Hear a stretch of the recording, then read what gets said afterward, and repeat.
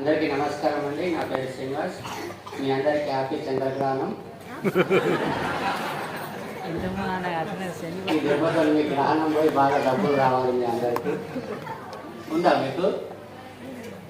లేకపోతే మరి ఎట్లున్నారు? అంత మంచిగా ఉంటే ఉంటారు కదా. గ్రహణం ఉంది కాబట్టి ఇక్కడికి వచ్చారు లైఫ్లో. సో చాలా హ్యాపీగా ఉందండి. ఒక 7 సంవత్సరాలు అవుతుంది. 7 సంవత్సరాల క్రితం నేను రోడ్డు మీద ఉండే. అదే 7 సంవత్సరాల క్రితం మా ఫ్రెండ్ ఒక బిజినెస్ చేసిండు. నాకు తెలిసిన ఒక వ్యక్తి సాఫ్ట్వేర్ కంపెనీలో జాబ్ పెట్టిండు. నేనేమో వెస్టీజ్లోకి వచ్చాను. ఆ సాఫ్ట్వేర్ జాబ్ అయినా 3 కంపెనీలు మారిండు. ఇప్పుడు ఇంటికానే ఉంటుండు. మా ఫ్రెండ్ 2 బిజినెస్లు చేసిండు. ఒకటి పూల వ్యాపారం చేసిండు, 2 ఇసుక లారీలు చేసిండు. వాళ్ళిద్దరు పాపం వాళ్ళు ఓకే ఉన్నారు. కాకపోతే నేను మాత్రం వెస్టీజ్లోకి రావడం వల్ల అప్లైన్ మాటలు వినడం ద్వారా 6-7 కోట్ల రూపాయలు సంపాదించాను. అండ్ పవన్ సార్ చెప్పారు కదా, నేను చదువుకున్నది 7వ తరగతి, కానీ నేను మర్సిడీస్ బెంజ్ నడిపిస్తాను. అది హ్యాపీ అనిపిస్తుంది. అండ్ 7 సంవత్సరాల క్రితం 2 ఆప్షన్స్ ఉండే నా దగ్గర. అప్పులపాలై సూసైడ్ చేసుకోవాలన్నా, వెస్టీజ్ చేయాలన్నా. బయట ప్రపంచం అయితే ట్యాక్సీ డ్రైవర్. నేను ఒక శంషాబాద్ ఎయిర్పోర్ట్లో ట్యాక్సీలో లక్షలు అయితే సంపాదించలేను.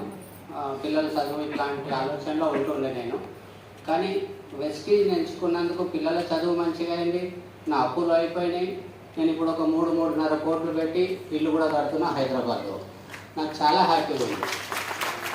మా ఫ్రెండ్ పైసలు పెట్టిండు, బిజినెస్ చేసిండు, ఆయన పైసలు లాస్ అయ్యిండు. నేను ఏది మంచి ఏది చెడు అనట్లేదు. నా ఉద్యోగం పోతుందని భయం లేదు నాకు. ఇప్పుడు నిన్ననో ఎవరో ఇన్ఫోసిస్లో ఎవరో తీసేసారంట. పిల్లలు 12,000 మందిని తీసేసారంట. నాకు ఆ భయం లేదు. ఇప్పుడు అనిపిస్తుంది చదువుకుందే మంచిదే కానీ